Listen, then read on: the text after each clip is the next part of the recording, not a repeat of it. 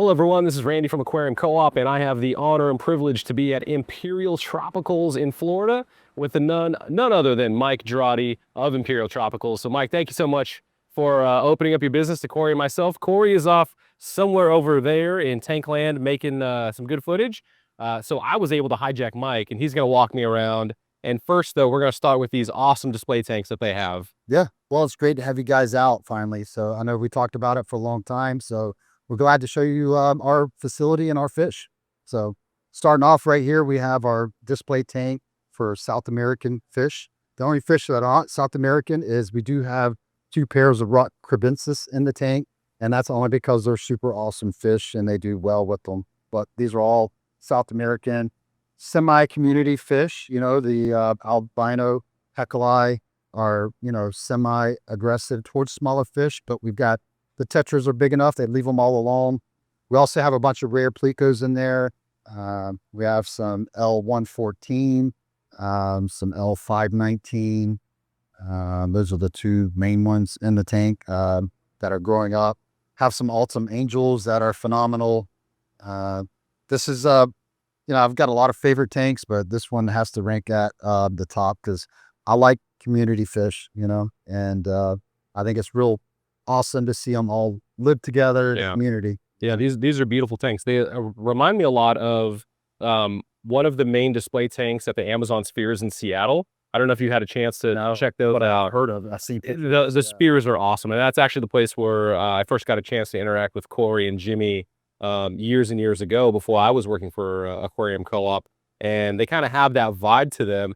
Dimension-wise, I mean, these are monster tanks. They're 600 gallons, and I'm just going to come around the side. So is that 4 feet front to back? 4 feet. Okay. Yeah. So 4 feet front to back. We're 3 feet? Well, how tall are we? Tall. Okay. 8 foot, 4x8. Okay. On the sides. And that was the glass or the acrylic comes in 8-foot sections. So it was, you know, when I was talking to the builder Mario, Mario is the one that built the tanks for us, and he said, "Hey, this size will not have any waste." You know? It's like when you're building the house, dimensional lumber, right? Like you build to the dimensions. Yes. And the thickness of the acrylic. I mean, Corey's shown this before on like the 800 gallon. This is basically the footprint of the 800 gallon, just not as tall. Yeah. I mean, just super thick, like bulletproof acrylic. So awesome tank. Yep. And you have 3 awesome tanks. Yes, we have 3 display tanks when you walk in.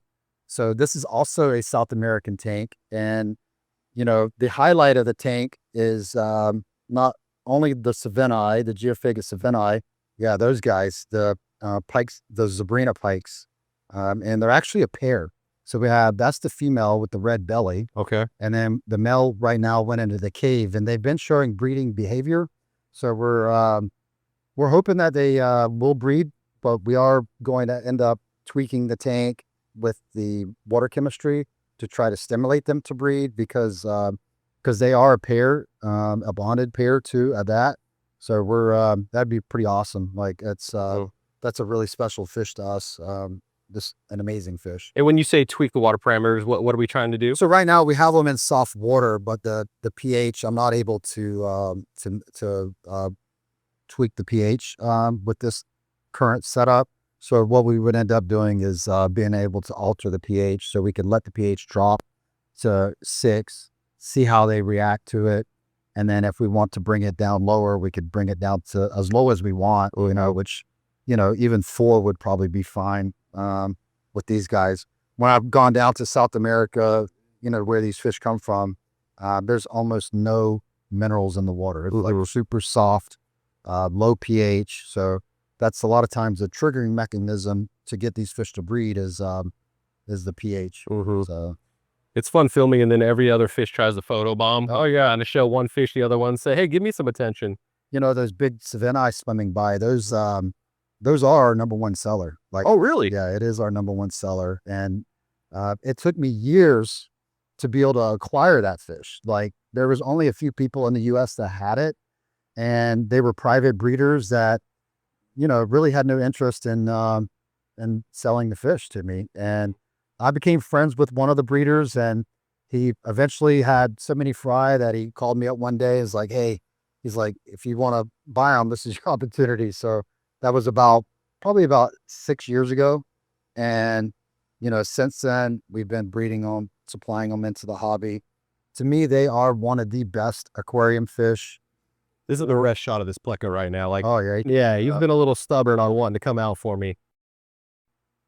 And so then the nice thing about them compared to other geos like the redhead tapajos or the altifrons, which get huge, the Weimilleri, which get huge, all those other geos, they kind of lose their really nice markings the bigger they get.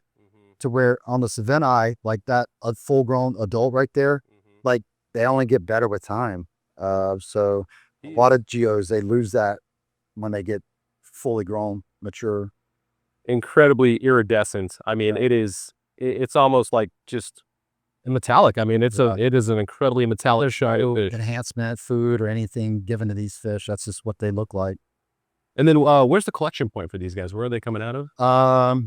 They are coming from, I know it's the southern point of Colombia. Okay. Where Colombia, Peru, and Brazil meet, but I don't know the exact river that they're coming from. Okay, so they're on the tip of my tongue. No, it's all right. Yeah. And I mean, a lot. Like you have a massive wealth of knowledge in terms of all of these fish. Like hearing you, we probably spent 3 hours just walking around the facility talking with Corey. And you are a wealth of knowledge. So to put you on the spot like that, I feel kind of bad, but everybody knows that Mike, you absolutely know your stuff. Yeah, no, there is a distinct collection point for them, especially the ones like there is a wide distribution, but there is a distinct one that has that Rio Panera, I believe it is the main collection point. While you're doing that, I'm gonna Google it real quick. Yeah, it is good for everybody to know exactly which location. So they are found in the Cantons River Basin, but they've also been in the Parana, Parana. Okay. Which I think is where that brighter coliform comes from. Oh, we got both pike cichlids kind of sticking out. Yeah. And to your knowledge, why is it that the girl seems to be the one that's coming out more than the male? Like, is that just? Well, they're both really shy, so like it's not unusual for them to like go into the pipes when you walk up. Here's the photo, mommy. Yeah. So, in fact, I might be able to get some food, and I think they'll all come out. Let me grab some real quick. Yeah, they'll start coming out now. They see him with the bucket. Yeah.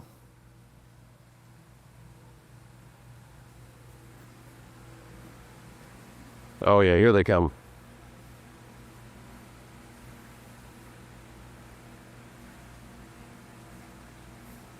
Okay, I will stop moving.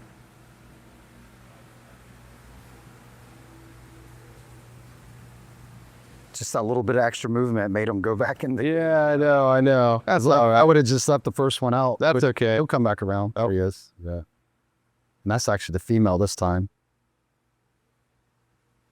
They don't like this food. They actually like the bigger pellet. But they still doesn't, it means they'll come out and like even the L25s over here are starting to get some activity on them. That's a male and a female on those guys too. Beautiful fish. Well. And this is why for fish, sometimes you just need to set up the tripod. Yeah, I know. And you just walk away. Be patient. We've done some live feeds of them too, where we just set the camera up and walk away. All right, we can check out the next one. All right, the next one, go across the world. Yeah, this one is the most colorful tank, and it's been, one of the most popular tanks when people walk in. I like African cichlids, but they're not my favorite, but it's hard to deny the bright colors on them. I mean, these guys are, unbelievable with the colors. Yeah, they're like puppy dogs, really. I mean, they follow you around, like it's always feeding time every time you walk by the tank. They're, unlike the wild types where, they're like checking you out, like, is it, everything cool for me to go out? These guys are out very not shy. And for us to get food to all of them, we actually have to feed the different holes. Like they'll follow me around the tank. It's like a game for them. I see.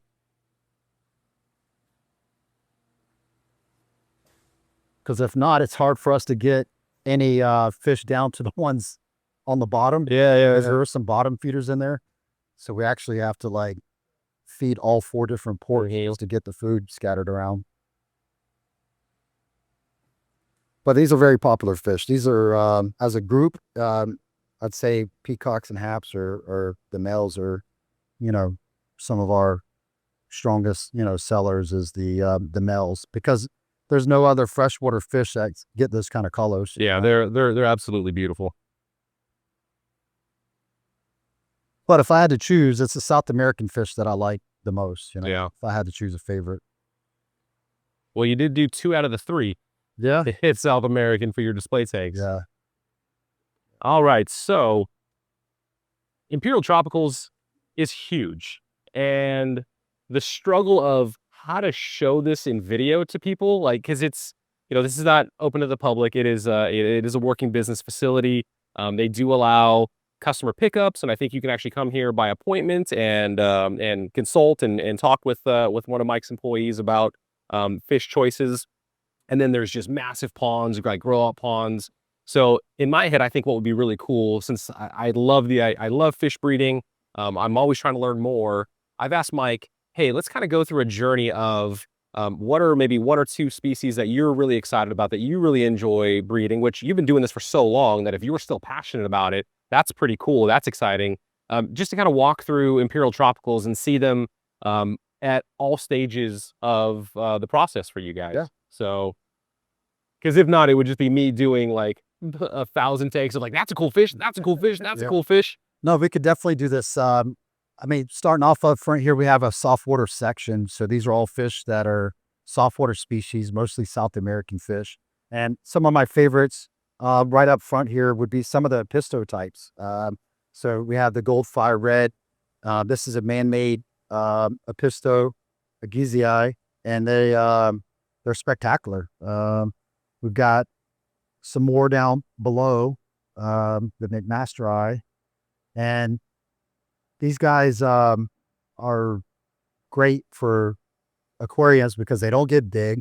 They're not super aggressive, and we have a lot of different apisto types. And these are all future breeding projects. So that's what I was saying earlier. Like, I'm gonna show you some of my favorite fish, but And not for sale. they're NFS. Yeah. So, Do you find, I've heard the designer varieties, the man-made varieties of apistos are more difficult, a little bit trickier to breed than the wild types. no, I No? haven't found Okay. that. Yeah, no, it's, I will say that depending on which type it is, you might have to tweak the water parameters. Like some of them like it softer, some of them don't like it softer, some of them like it hotter, some of them like it a little cooler. So there is some of them prefer different requirements. Okay. Probably because different locations of where they come from in the wild. But typically anything that's man-made or tank raised is going to be a lot easier than wild. Now there's times that like wild caught come in and like they were ready to breed in the wild, and 2 weeks later after inside we condition them and they do breed, but that's very rare. Okay. So it's usually to me tank raised is a lot easier to breed than wild caught. Gotcha. Okay. So, All right. Apistogrammas or cichlids, always a favorite. we'll show some more of them. We have another some more tanks of them right here. So And then these tanks that we're looking at, the ones, at least if it's not for sale, the other tanks that have fish in them, those are actually, if you order online, they will get picked from one of these tanks. like here's some otter cichlids. Yes. And that's one fish that we kind of pride ourselves in doing a good job with, because they're notoriously difficult to sell and keep alive. And it's because they're mishandled from the point of collection all the way to a wholesaler, and then they're shipped out. So the hobby never gets an opportunity to buy really healthy otter cichlids, because nobody ever like stopped along the way and said, hey, I better baby these guys up and fatten them off and before we ship them out to their next destination. Right. So that's one thing we pride ourselves in, is everything gets brought in, quarantined, treated, and made 100% healthy. If it wasn't for that, we couldn't ship them out. Right. Like they wouldn't make the shipment. So that's some nice wild type rockgill severums. Like that was another one that was on my bucket list of fish that took me a long time to get, the true rockgill. But They've actually been coming in from Peru now, so we're able to get some wild caught. Plus, we have some domesticated tank raised ones that we carried. That piques my interest to hear you say what's on your bucket list, and it's Yeah. like, oh, maybe that should be on my bucket list too. Well, that's the juvenile stage. When they get full grown, the red, that's the true red shoulder Severin. Yeah, they're special fish. Cardinals, we pride ourselves in healthy cardinals. I mean, those are spectacular fish, and we have done a really good job with bringing them in, acclimating them, getting them healthy, and getting them out into customers' tanks. I'd say cardinals are one of my favorite all-time fish. Yeah. It's gotten a lot better because we're doing the quarantine process and getting them healthy before they go to the next destination. So cardinals are a big, strong seller for us. This is a not for sale one. This is a Arvanica bimaculata. This is another one that was on my bucket list for a long time. And finally, actually, these originated from a guy on the West Coast that was breeding them, also breeds Altum Angels. And one of my employees actually bought some from him, bred them, and this is some of the offspring that they have. That's awesome. Yeah, that's another awesome dwarf cichlid. This is another awesome one. This is the Hongsley. These guys are spectacular. Yeah, I have a Sam Scales painting of Hongsley. Oh, Sam's a good friend of mine. He's awesome. Yeah. Yeah, I'm glad to see him doing a good job with all his paintings because He's on fire right now. He is on like fire. I keep on plugging Sam Scales. I always joke with him that artists never get recognized until they're gone. Right? So, I'm glad he's getting his recognition. I've said his name numerous times. If anybody wants any artwork for their house or their fish room, I mean, Sam Scales, he's right up there. He is right He's up starting to do decals now too. So all those cool prints that he does, it's like gaucho on canvas or whatever his medium is that he likes. He's making decals now. Yeah, I've got several drawings from Sam. Nice. Yeah, he does an awesome job. We so lots of dwarf cichlids. We like small, right? So we don't breed a lot of fish that get really big. We do breed some. I have dovi, got peacock bass. But you are breeding dovi. Yeah. Okay. Yeah. How is the market for dovi? To me, that feels like It's crazy. that's like gone with the 90s and the Trans Ams, right? There's so many people that won't dovi. Really? They won't either males or pairs, but yeah, no, whenever we run out of dovi, we're constantly getting people like, hey, when are you getting them back in? Are they like Dr. Evil type people where they want like a giant pond of dovi throw people into you? Or I will say, what's the meanest fish you have, which is actually not the dovi, probably like the Joel cichlid or something like that when they get aggressive. But yeah, I think it's a different type of person that like dovi, but they are popular. They make good, pairs, whenever you do have a big tank of them. But not too many people have big tanks, so that's why, we only sell so many of them. A lot of African cichlids, those are always really popular. The male peacocks, like what we were looking at in the front tank. I'd say that's probably the largest, group of fish that we breed and sell would probably be African cichlids, mostly Lake Malawi. We do also a lot of Tanganyikans also. In fact, the Tanganyikans are a big growing section for our breeding projects. Got some right behind you. In fact, got some big calvas up there. So that's a Chiquita Gold. Spooked him. A lot of Tropheus types. Those are always, the nice thing about Tropheus is they're usually bought in groups, Yep. Yeah, I had a group of Tropheus. I don't remember which ones I had. Didn't have them for long enough though. Yeah. So I think one of these days we'll have to. They're really great when you keep them in a group, but they're really almost a species only tank. I got some Petrochromis travasi. Those are like a large Tropheus type, even though they're not a Tropheus. We're super spooked. Those are F1s. It's amazing how F1s hold the personality of their parents from that wild type behavior. It's usually multiple generations away before they start losing that natural fear of predators, So like, even though these guys have been in the tank a long time, when you walk up there, their first instinct's like, oh, I better go hide. Yeah. Dive into the rock pile. Yeah. And then the rainbow. It's hard not to walk by a Frontosa tank without kind of stopping and checking them out. So Black Widow, right? Yeah, that's a black Yeah. widow. Yeah. Super cool.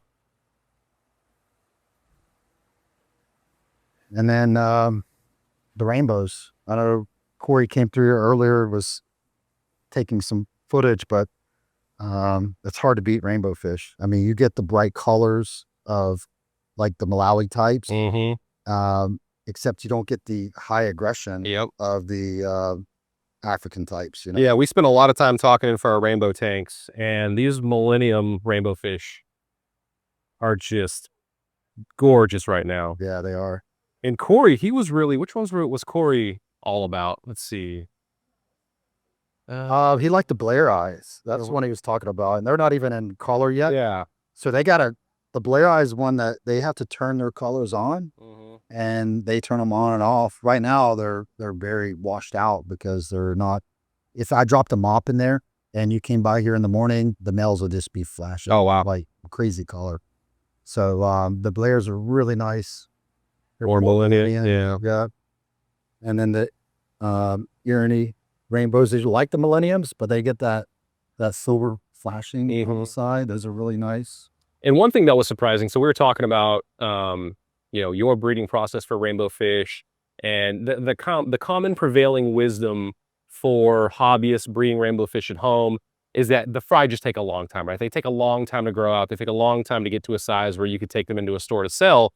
And, you know, we're used to like 6-7 months before it's at a size where you can actually take them to a store to sell them. But you hear, though, because of what you guys do, how soon are you able to get rainbow fish from basically egg to, you know, in a sales tank? Yeah, so I would say on average it's about 4 months, and that, you know, could be a little bit longer or slow or faster depending on the environment. Like wintertime, you're going to have shorter days.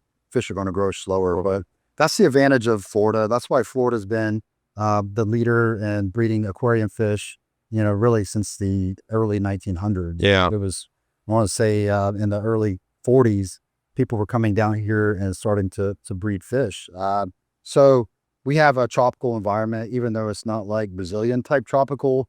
If you go to Miami, you get that kind of tropical, but even up here in Lakeland, Florida, where we're at, we might have Christmas Day, we might be out there in shorts and a t-shirt, right? So, but it does get cold. So we do a lot of winter protection in the wintertime, but Florida is really the #1 state for breeding exotic fish and reptiles because we do have the ideal climate, you know? Yeah. So back home in Kentucky, I just missed our first snow. So I think, what is today? Like the 5th of December? What day are we at? This is like our 4th day traveling, so I'm completely lost on what day it is. But here in Florida, I'm in shorts and a t-shirt, and if I would have really thought about it, I would have brought some flip-flops. Yeah, no, it warmed up a lot today. It was chilly this morning, but once the sun comes out, so we're in ideal environments to breed these fish, and having the ponds is a big advantage, you know? All that live food from the insects. Yeah. This is a new goby that we just got in. In fact, that's like, you know, they're probably the first time in the U.S. Mabuta Gudger? All I know is a friend of mine in Indonesia had them, and I'm like, I want to try them. So we got 4 new types of gudgeons in there. So I'm assuming they come from Australia. I haven't done my research on them yet, but they're super cool. Yeah, they are. They are. Well, right now they kind of have like a mini snake skin or snake head look to them. They do, right? I wish we could have those in the U.S. So. Oh my goodness, those, what are they? What is it, Chana? Yeah, yeah. That's the albino millenniums, and those are just a little bit younger than the bigger regular millenniums, but those are really awesome. I don't think I've ever seen the albinos in stores. No, there's only one person breeding them because even like some of the expert hobbyists, they haven't had success raising the fry up. So the fry are super small, and there's some type of paramecium that the breeders actually feeding them that could get them to survive right out the gate. Gotcha. So yeah, he's kind of got a lock on those. Okay. Like, really, I don't think they're offered anywhere else in the world. So. One thing that we did recently with this rack is we did the black backdrop, which made a big difference with the color of the fish. Like before we had blue on the background, and it's just crazy how much difference the black makes, you know. So these are on hold right now. That's kind of an example of like, these fish don't appear to be sick, right? Males are colorful, everything. But this tank is actually on hold because there were some signs of them not acting 100% right, whether it was lack of, you know, eating all the food when we put it in there, or the behavior of them. So we actually put them on quarantine, and we'll get them healthy, and then once they're healthy, we'll sell them again. But it's they appear healthy though, don't they? When you're looking. Yeah, and you guys, you take health very seriously. You actually partnered with University of, is it Central Florida? No, University of Florida. The University of Florida. Gators, right? Yeah, Gators. Yeah.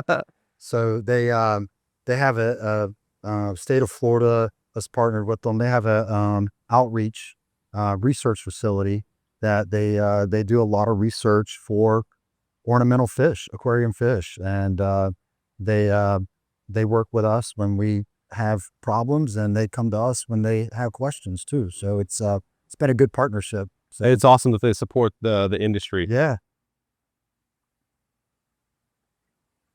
See the Madagascars. That's a pretty cool rainbow.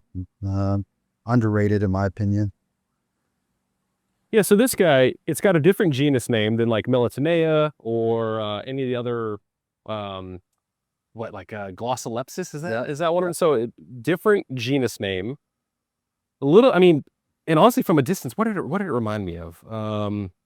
It almost reminded me of a pike cichlid from far away, like a very small juvenile pike cichlid. But what, if you're saying it's underrated, why do you think it's underrated? I think it's just that people don't know how nice they are, and that they're not aggressive. So they're, you know, all these rainbows are pretty much compatible with each other. They do very well in planted tanks. You know, they're not like trying to eat each other. Now, if you had like little small nano fish in there, they might try to pick on them. But yeah, they're just great, you know, fish for aquarium keeping. And so this would be nice if you've got a rainbowfish tank with a certain Melatonea species. This would be a good one to introduce because then it couldn't cross hybridize, right? You're introducing a different genus. They don't intermingle or they don't interbreed. So then you can have some extra diversity, keep the same temperament peace level, but not worry about having them mix. Yeah, it's not real common for crossbreeding on rainbows. I know it's a big fear with some of the purists, which is understandable that they don't want it to happen. But, you know, you would literally have to like put some type of artificial device like a mop and have, you know, gravid males and females of two different species that are very similar, which could happen with like the Melantinia species, right? Right. You could have a bosemani and a yellow rainbow, you know, and they could cross easily, and then they're not going to be very desirable looking, you know, in my opinion. But it's not as often that they hybridize in the tank. Yeah. The fly don't normally survive. Yeah. I'm also a guy that likes flower horns too. Yeah. So, you know, I'm one of those goofballs. Yeah. Well, once you get passionate about fish, it's not about where they come from. You know, like I had, you know, long talks with some people that were hardcore purists that didn't like any hybrids. And, you know, I'm like, well, what was your first fish that brought you your interest in the hobby? You know, was it some silver fish that never shows color, or was it a guppy that was very colorful, or a molly that was colorful? You know, nobody likes the green molly, you know, but everybody likes the color, right? So I think it's important for us to, you know, work with fish and breed these colorful fish. So this one's interesting. This is a Melatonea. They look like a praecox, but they've got that kind of yellow flash on their forehead and a yellow fin, or I'm sorry, orange. Yeah. So this is a fairly new rainbow that Gary Lang helped introduce to the hobby a number of years ago, and it's ever since it's been in the hobby, it's been just a banger of a fish. Like everybody likes it. Doesn't get big, so it doesn't get much bigger than that right there, the biggest one you see in the tank. And they keep their color really nice. So it's and it's cool to see, you know, as crazy as it sounds, that new fish are being discovered, right? I mean, you think of like, there's got to be someone that's dipped a net in just about every body of water, but really there's like huge tracts in the world that haven't been introduced by mankind. And some of those tracks are being threatened by, like, a lot of these rainbows are only found in one small creek. And if there's mining or anything that disrupts that creek, you could lose a whole species of fish. So it's very important that we do have people like Gary Lang and other avid hobbyists that are going out and finding these new fish. Well, and the locals in these areas too, like they know about the fish, but they're after food fishes most of the time. Unless they're the pescadores, right? They're the guys that are actually going out to get the fish to send them to market for export. You know, they know about these, but they're not going to waste their time with these because that's not much of a meal, right? That's not much of a meal. Piece of bass, you know, you can feed a lot of people with a big old piece of that. When I was in West Papua and we were collecting rainbows, there was an article that came out that showed like the local people releasing tilapia in the local waterways for a food fish. Yeah. So there's creeks right now in, you know, West Papua that they've released tilapia, and they will just devastate the habitat. And that happened in the Great Rift Lakes, right, in Africa with Nile perch, right? Yeah. And it's happening in Florida. Every lake in Florida just about has tilapia in it that were introduced for food fish. You know? So these are another nice one, the fork-tailed blue eye, the pseudomagul species. Just a lot of action. It's such a cool fish. Yeah. The tail fins look super delicate because of the way the coloration is. And then that's one thing people don't know about us. Like we're pretty good at rainbows, and then we're really good at other fish too, like the mabunas. We got quite the selection of different mabuna types. Mabunas that became the like starter fish for the hobby. Like back in the day, people used to get a guppy or platy or swordtail. Now those have become very difficult to keep for some reason. Like they don't have very long lifespans, but everybody wants color. They're very inexpensive. And as long as you're keeping them with other mabunas, they're easy to keep. So we're having a lot of people get into the hobby with keeping, you know, the colorful mabunas.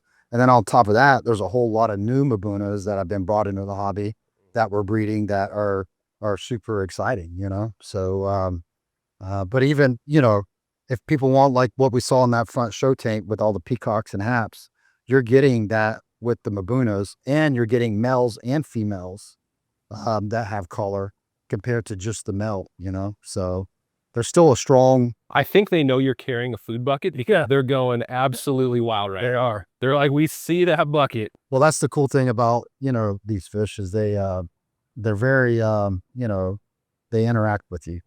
They when you come home, you know, at the end of the day and you walk up to your tank, they're actually happy to see you. Yeah, feed me. So, see, if this was a hobbyist fish room, I'd be telling Mike about the easy feeding port because he's got the polycarbonate lid and he's got the hole for feeding. So we came out with a 3D printed portal basically where it's got a frame, you cut it out just like this, and then you lift it on and off for feeding. Yeah. So for a fish room, or if you've got like killifish, right? Yeah, but the feed hole's critical. Like we, you know, it makes this where we could easily, you know, feed over 1,000 grams a day. You can't be moving lids, you know, when you're at this scale. Yellow labs, those are all, you know, just staple fish. Yeah, yellow labs are fun. We actually tell people to keep them with their peacocks and hap tanks. They can keep a group of yellow labs in the tank, and you could do that with other mabuna types too, where as long as you have a group, then they just interact with each other. They don't bother the bigger haps or peacocks. Yeah, I kept yellow labs, bred them in the fish room, but they were on the top rack, and so they just didn't get nearly as much attention, or at least viewing time. Red zebras? Yeah. A lot of color. Got that super red color. So yeah, the Africans this is one group. Even the mabunas, like I remember when they first really became, you know, available, and everybody wanted them, and everybody thought it was going to peak, right? But it's one fish that actually has stood up the test of time. Like it's always, you know, there's always people getting into the hobby that are wanting, you know, colorful fish and colorful active fish. Colorful active fish that are hardy, easy to keep, and mabunas are perfect for that. Yeah. So can we go check out some of the breeding action, Mike, and how you guys are making all these fish? On the way out, we could take a peek at the boxes too when they just, I know they just got done packing up all the orders for today. Okay. So I know people like to see that. I think right down here, Yeah. we'll see them. I will say I'm definitely jealous of your walk behind floor Zamboni. I feel like that's the next level up I need to do for our warehouse is that walk behind Zamboni Dude, it's for cleaning the floors. I mean, we want to keep the floors like really clean. Yeah. That's been a key to doing that. So here's some boxes getting shipped out. So for whatever size order someone orders, we have a box for that size, right? So everything in there is, packaged up to handle the shipment. These are all shipped overnight. In the cold areas, like this one is going into Pittsburgh, Pennsylvania. It's cold there. They're actually putting 2 heat packs in the box. And, everything is sent overnight. So it's going to get there next day. And I mean, we ship it all winter. As long as there's no possible delays, that's when we'll hold off. So there's some parts of the US that we're holding off until next week, but pretty much all winter long. We actually have better success in the wintertime shipping than we do in the summertime when it's incredibly hot. The heat is something that's really hard for us to protect against, but the cold air, we're pretty good at keeping them warm. So, Yeah. So all these are going out today, and then all these are too. So everything has been packaged up. All right. So if you're watching this video and you ordered a couple days ago or yesterday, right? You order somewhere here. Yeah. And everything is organized by order number. So we know exactly who ordered what. And it's been looked over at least 3 different times by 3 different people. Oh, wow. Before it got shipped Yeah. out. So, all right, let's go look at some breeding. Excellent. So this is one of the things I love about coming out to Florida is that there's just wildlife and critters everywhere. We got some birds just hanging out, looking for some things to eat. I love it. All right, and so where are we at now, Mike? So this is, to us, it's called greenhouse number 4. So we have a total of 6 greenhouses. And the greenhouses are like a very important part of what we do. So even on a day when it gets cold, you can still come in this greenhouse and your lens is probably going to fog up. I didn't even think about that. My glasses are. But the fish, even like it could be 30 degrees outside and we're in here with the fish nice, warm and cozy. So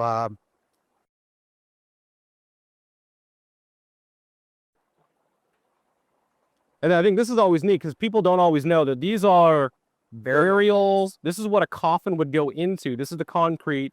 You put the coffin in there, a lid goes on it, and this is what goes 6 feet underground. yes. So that threw me for a trip the first time I learned that. And this so many Florida farms, that's what they use to grow fish out. I mean, we've had some of these vaults in operation for over 40 years. So like they're concrete, they're solid, they don't deteriorate over time. Yeah. So it's they've been really a great way to hold fish. We have some Tanganyikans in here. Those are some Boboises. So this is all hard water type fish. Oh, you get that. Oh, that doesn't want to zoom. We actually keep them as a buffer between some of the rainbow species so we don't get hybridization. Oh, okay. So like we have the Bozemanii AIDS Creek next to it. Well, if one jumps over, they're in here with the Boboises. Yeah. And then the next Melantenia type is going to be, at least 3 tanks away. Like here's the Kalitawa right here. And you can see some of the males flashing down there. And a lot of the rainbows flash primarily in the morning, but some of them will keep their color throughout the day. In fact, I'll get a vat and then I'll net up some of these guys real quick for you. We did not bring the GoPros for the underwater footage, but Mike's going to get a net. He's going to pull some of these out for us. All right, so we got a net that's made for the burial vaults. Like it's just wide enough to go in the tank and get some of these guys up.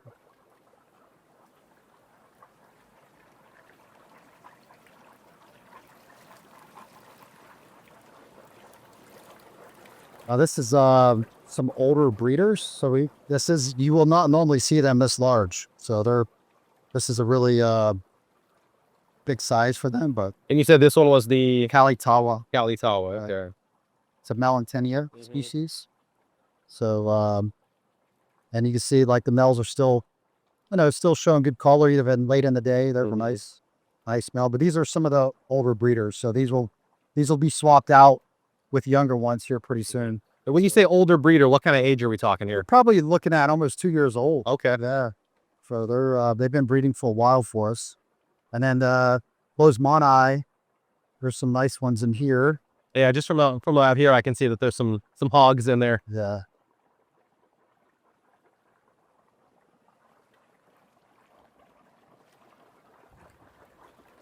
Oh yeah.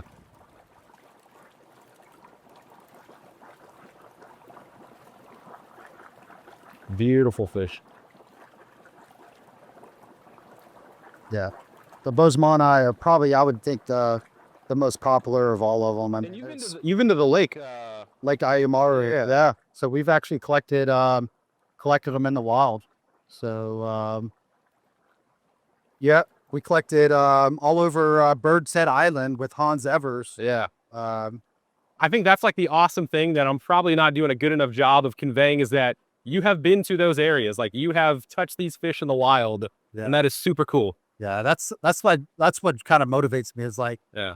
like I was telling Corey earlier, like my goal is to like get to the point where I could just travel and go collect fish, learn about new species of fish, bring them back here, build like a breeding, you know, program for that fish, and introduce them to the hobby. Yeah. Nice thing about fish keeping is that people learn about nature, how to properly take care of it, and I think it makes us all better stewards Yes. of our environment. You Like, if can't we- appreciate what you don't know about. Yeah. Right? If we know that, hey, there's some really amazing fish that live in that creek, well, hopefully people are less likely to throw, you know, trash away that could get into the environment. So I think it makes us better stewards of our Yeah. environment. And so with the breeders, so you do spawning mops. Yeah. Yes. Yeah. And then, you know, every day, several times a day, they're gonna do their thing. They're gonna lay eggs. How often will you pull a mop? So they pull mops once a day. Okay. And then we put a new mop in there. And they'll do that for about 3 weeks straight until we have enough fry to grow out into a pond. These are going to be really tiny. They're probably just they're hatch out. super small. You Yeah. can see a little bit of movement. Yeah. And then these are a little bit older. You can see more, you know, in this one. Let's see here. There we go. Yeah. And I know some of the ones down there in the end are loaded. So, but yeah, so we collect fly from, right now we have 3 different species that are getting bred this week.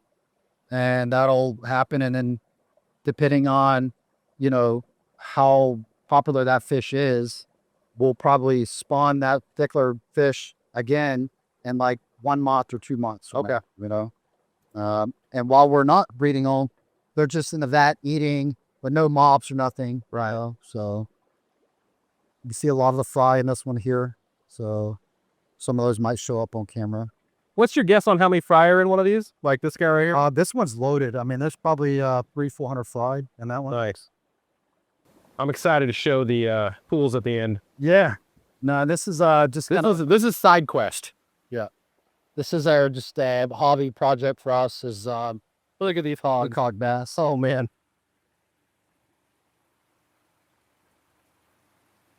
Awesome. Sucanare. Yeah, that's when I do a lot of tours for schools and stuff, and it's always real popular for the kids to see the peacock bass. I have this weird thing where I like seeing the fish that I've eaten. Yeah.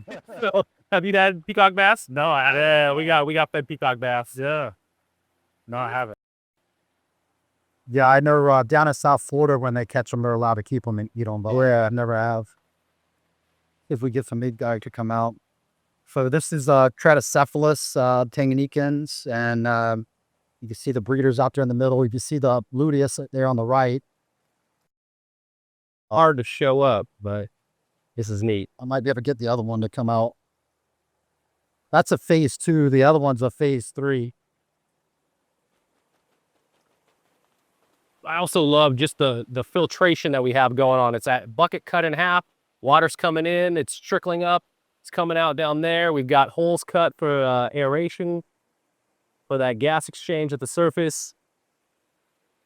Who wouldn't want a pool full of peacock bass at their house? Just step, and if you want, you could see him right here. That's a special fish right there. That guy right there? Yeah. That's a Hypostomus luteus. Oh, wow. Yeah, they come from That is a chunky boy. Argentina, Brazil. That was one fish that, I went down and caught in the wild and learned more about them. So actually being bred in Asia a few times successfully. So that's exciting that. Did you catch that exact one? Yeah. Oh, that's awesome. Yeah. We do a lot of live foods. This is our Moena. I got a net here. It's got a hole on it, but I should be able to catch some of it.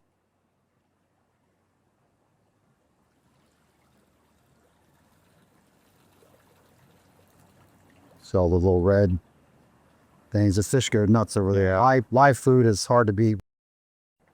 We're always every day we come through, collect it, and feed it to all our offspring, our dwarf fish that aren't very big, like the pistogramos. That's a key food for them. Yeah, I don't know if we have a little temperature gauge we can put up on the camera, but man, Yeah, it's warm. it is warm in there, and now it feels amazing out here. It does, yeah. So this is our existing breeding room here. We got a lot of This is a very inconspicuous cinder block building, but inside is some mad scientist awesomeness in here. Yeah, this is our main room for breeding, fish that need very specific requirements, So mostly on the left is going to be South American types.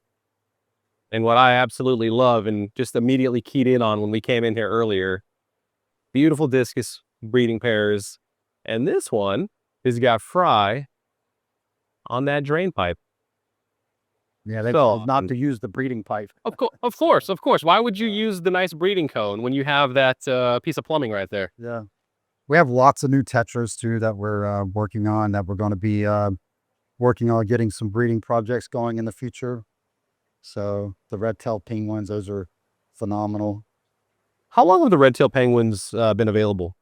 So in the U.S., I started seeing them show up about 2 years ago. Okay. In Germany, I think they were already a staple product over there, but it hasn't been a long time. So in the hobby, it's a relatively new fish. Yeah. And so in this room, we've got the two rows are soft water. So these guys are getting RO water. And then on this side, we have normal, hard water. Yeah, hard water. Yeah. And then a bunch of 10 gallons growing out various. Yeah. So all the fly that are collected, they go into these 10-gallon tanks. And then depending on if it's a soft water species or not, it determines what water. Like I could see buffalo head cichlids there. I could see red hump geophagus, apisto borealis, festums, McMasteri, Colombian green. There's a Colombian green severums. These were wild caught. These are F1s right there. That's exciting. Got angels in this one, discus in this one. More festums, triple red apistos. Oh, We got another wild type, the heroes and the tatus, which if that's going to come in. Fry are so hard to film. Yeah, they're tiny. Discus fry, though, I love it. So they'll stay in those tanks for about a month or less, 2 weeks to a month. And then we want to have them in a bigger grow out after that. So a lot of different apistos breeding here. That's the McMasteris, a really popular one. These don't have lights on them. So actually you can see fly on this one here. That's nice. So I'm noticing you're just kind of giving the apistos every option for what type of breeding cave do you like? Do you like tall Squidward's house? Do you like the normal short apisto hut? Do you want a PVC tube? They really like the terracotta type pots and hiding spots. Yeah. There's just something about clay pots and clay pipes that fish really feel. I think it's part of the texture, yeah. Like it's a natural material. It's got a natural texture to it. A lot of times we'll have like PVC stuff in there just for them to go hide in, but it's I think the clay homes are the best. This one's actually got fry right here. Oh, beautiful. See if we can get that to come up. Oh, nice. So, and even the female gets color whenever. And which apisto is that? That is the You notice? the blue cheek Augusta. Yeah, you could take a video of the name up there so people can see it. That's So you're gonna give him my secret of how I knew the name of the fish. Oh, I have to look at it too. That's why we ended up putting name tags on all of them, because there's so many types of what, similar. So Meso Heroes, the Tramaculus, those actually bred for us, but they're going to hide. They're a very shy fish, especially like they're not used to you and I. Like if it was Jake coming in here who takes care of these fish, they come out, we've had these guys breed a few times, but the eggs were sterile. That's the true parrot cichlid. So we're not giving up on them, but been a very difficult one. We got true red terrors in this tank. I like this water. This guy's just chilling here. Yeah. So do you keep the male female separated? And No, it could be that he was beating up the female, so okay. that's why they ended up separating him. Gotcha. But here's the red terror. Those are really special fish right there. That's a spectacular fish. The camera's not showing how big of a boy that is. Yeah. A lot of the lights are turned down on those guys, so they're they do better with just a little bit of light. So I passed by your blue diamonds. Hadn't even noticed them. So are we waiting to pair these guys off? they're young. Yeah. They're going to be pairing off soon. This is the Kill I was telling you about earlier, and he's just now starting to get good color, but that's what they'll even get more red and blue in their head than that, but it's a really nice fish. Yeah. Then we got the Royal Acars here. Very difficult fish to breed. We've only had a little bit of success breeding them, but we do have some F1s growing up, so we're hoping they get easier to breed. That's a rare one in the hobby. So what would be your theory? Like what's one of the struggles right now? What do you think is happening? A lot of times we have trouble controlling the pH, right? We don't have, each one of these tanks are flow through. So naturally the pH is going to drop from the fish load, from the ammonia in the tank and the load, right? It's going to naturally drop, but we don't have any way to control that drop, right? And I don't really like using chemicals to artificially drop the pH.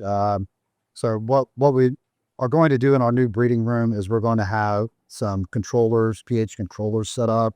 So when the pH gets to a desired level, it'll actually put in a stream of hard water.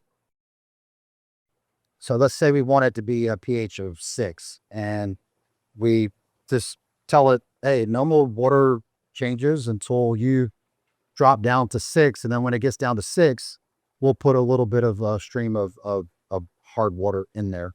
And it's all set with automation. So that's the best way to work with some of these South American fish, is to have it with automation, and where I could just set the pH controller to, hey, I want it to be 6, and the pH will naturally drop. Yeah. So, and we use RO water reverse osmosis, which is key, right? So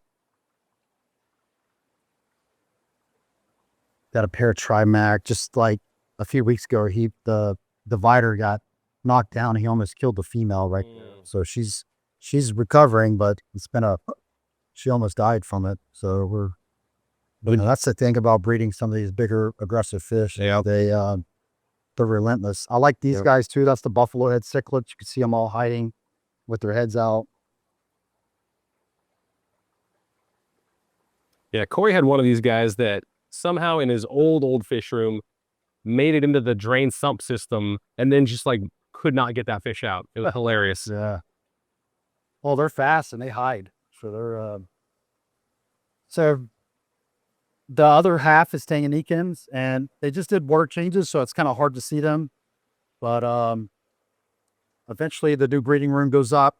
All the South American fish will go out, and this will be nothing but Tanganyikans is the future of this run. And then I also love just seeing the filtration system, all the DIY, even at the professional level, there's still DIY happening.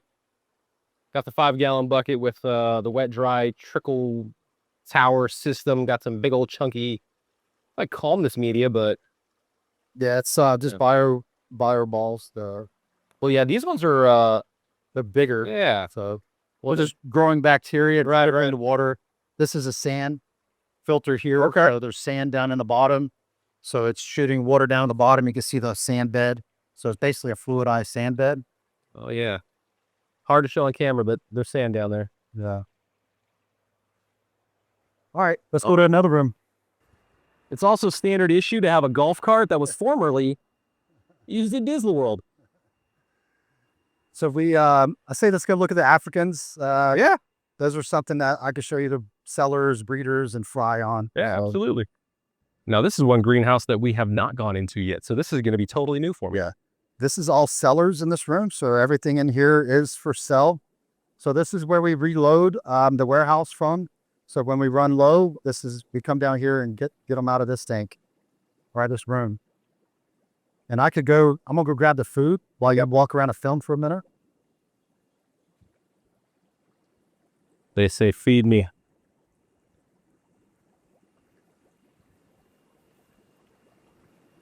Oh, yeah, they know the routine.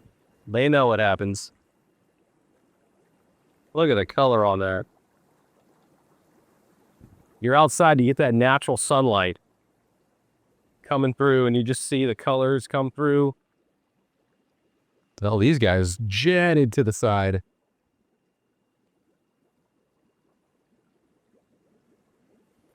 And just like the other greenhouses, this one is warm.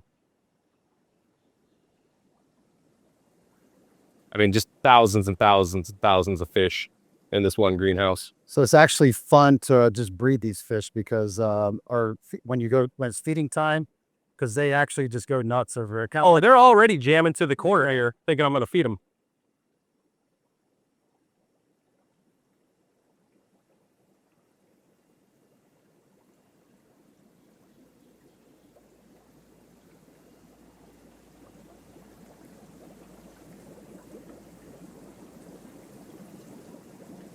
Oh, flashes of blue.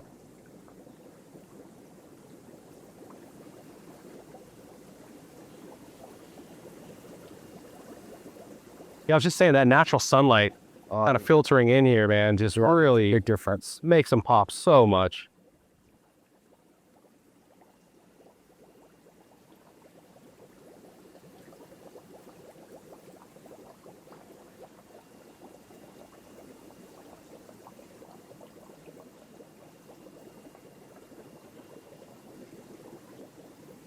Just vault after vault after vault of gorgeous fish.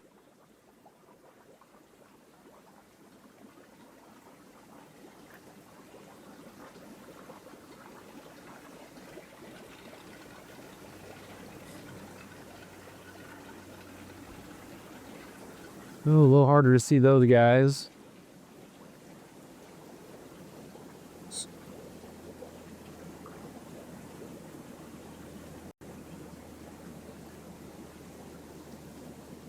Yeah, well, if you guys haven't already, I would say go to Imperial Tropical's website, see what they have, and these are the fish. These are the fish that you can order. Here is available to the public. We sell straight to the people's door. Yeah.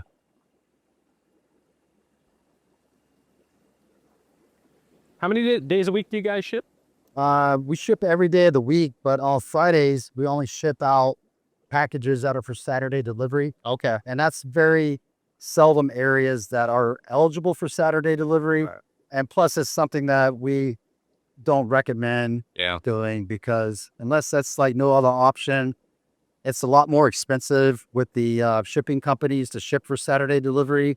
And then if there's a problem, you're not getting your package till Monday. So, so we only do select areas for Saturday delivery. So.